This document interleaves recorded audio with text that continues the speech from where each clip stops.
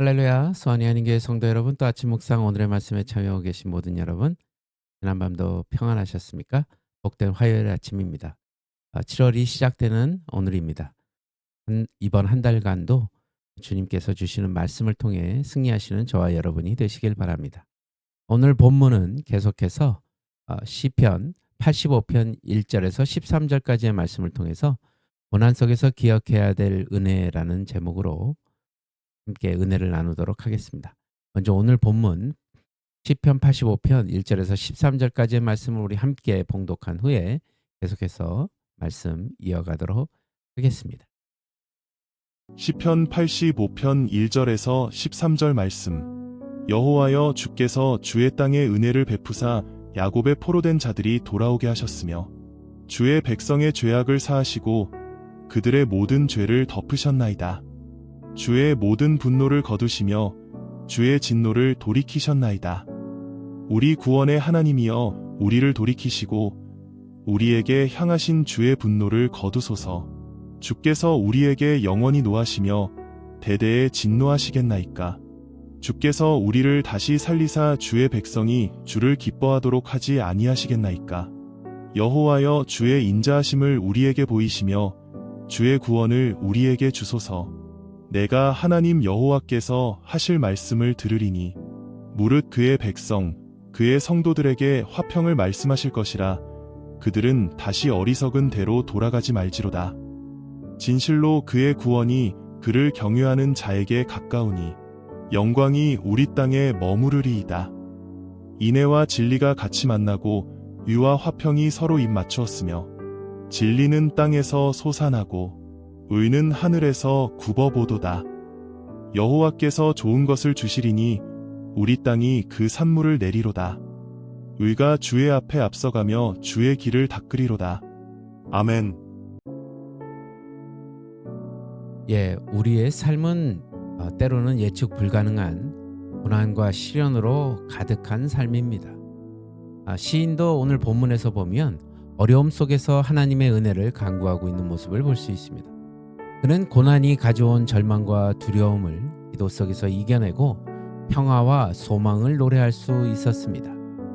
그가 고난의 터널을 지날 때 고난을 극복하고 새로운 소망과 평화를 노래할 수 있었던 비결이 무엇인지를 오늘 본문을 통해서 함께 나눠보도록 하겠습니다. 시인은 마치 폭풍우가 몰아치는 바다 한가운데 놓인 작은 배처럼 고난과 위기 속에 놓여 있습니다. 그는 고난에 압도되어 하나님을 원망하며 불신하는 죄악에 떨어질 수도 있었습니다. 하지만 그는 가난 속에서 먼저 하나님이 베푸신 그 과거의 은혜를 기억했다는 사실입니다. 이스라엘 백성은 바벨론 포로 생활이라는 커다란 고난의 시기를 겪었습니다. 그것은 그들의 죄악에 대한 하나님의 징계였다는 사실입니다. 하지만 하나님은 이스라엘을 그 고통 속에서 내버려 두지 않으시고 은혜를 베풀어 다시금 고향으로 돌아오게 하셨습니다.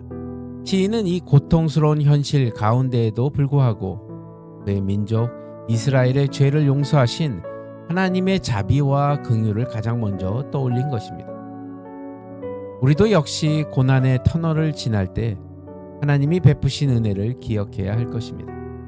우리는 때때로 지금의 시련을 과거의 실패와 죄악의 결과로 생각해서 죄책감을 느끼기도 하고 답답한 현실 상황만을 바라보면서 절망에 빠져 허우적거리기도 합니다. 하지만 우리는 시인이 보여주었듯이 그러한 잘못된 반응을 버려야 할 것입니다. 우리가 과거에 받은 은혜를 떠올릴 때 비로소 고난의 끝이 있음을 확신할 수 있습니다. 과거에 베푸신 하나님의 자비를 생각하면 현재에도 그리고 미래에도 변함없이 함께 하신다는 것을 깨달을 수 있기 때문입니다. 우리는 과거에 우리를 구원하신 하나님의 은혜를 기억하고 감사함으로써 현재의 고난 또한 넉넉히 이겨낼 수 있을 것입니다. 우리 삶에 예기치 않게 다가오는 고난과 위기는 우리에게 혼란을 주기는 합니다. 때로는 감당하기 어려울 만큼 큰 두려움과 불안이 덮쳐오기도 합니다. 하지만 시인은 불안한 감정에 휩쓸리기보다는 하나님의 음성에 귀를 기울이기로 마음을 먹었습니다. 그는 하나님을 진심으로 경외하는 사람이었기 때문에 그러한 결심을 할 수 있었던 것이죠. 평온한 일상 속에서 하나님을 경외하며 말씀에 순종함으로써 그는 이미 하나님이 주시는 참된 평화를 경험했습니다. 그렇기 때문에 고난 속에서도 하나님을 향한 경외심을 굳건히 지킨다면 하나님이 자신을 가까이 하시어 위기와 시련으로부터 건져 주실 것을 믿었던 것입니다. 우리 또한 시인처럼 고난과 혼란 속에서도 하나님의 말씀을 겸손히 경청해야 할 것입니다. 순간적인 감정이나 세상의 유혹이 아니라 오직 하나님의 뜻에 집중해야 할 것입니다.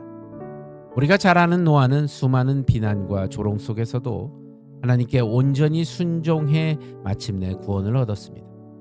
또한 다윗은 끊임없는 추격과 위협 속에서도 하나님께 순종한 결과 마침내 이스라엘의 왕으로 세워졌습니다.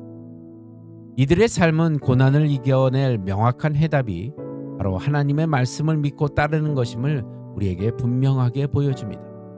고난은 우리를 연단해서 믿음을 더욱 굳건하게 하고 성숙한 그리스도인으로서 성장시키는 과정이 될 수 있습니다.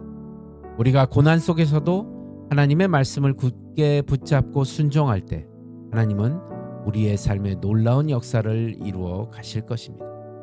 여러분, 우리 삶에는 언제든지 예상치 못한 고난이 찾아올 수 있습니다. 그럴 때 과거에 우리를 구원하신 하나님의 은혜를 기억하시고 그분을 경외하는 마음으로 순종한다면 반석 위에 세워진 집처럼 우리의 믿음은 흔들리지 않을 것입니다. 그뿐만 아니라 하나님은 우리를 빚어 당신의 백성만이 누릴 수 있는 새로운 평화와 소망으로 우리를 인도해 주실 것입니다. 오늘 하루의 삶 가운데 고난 속에서도 우리가 기억해야 될 은혜를 꼭 붙잡으시고 승리하는 귀하고 복된 삶을 사시는 저와 여러분 모두가 되시길 우리 주 예수 그리스도의 이름으로 간절히 축원합니다. 오늘도 여러분 삶에서 승리하시고 저는 또 내일 이 시간 말씀으로 여러분들 또 찾아뵙도록 하겠습니다. 오늘도 여러분 주 안에서 평안하십시오. 샬롬.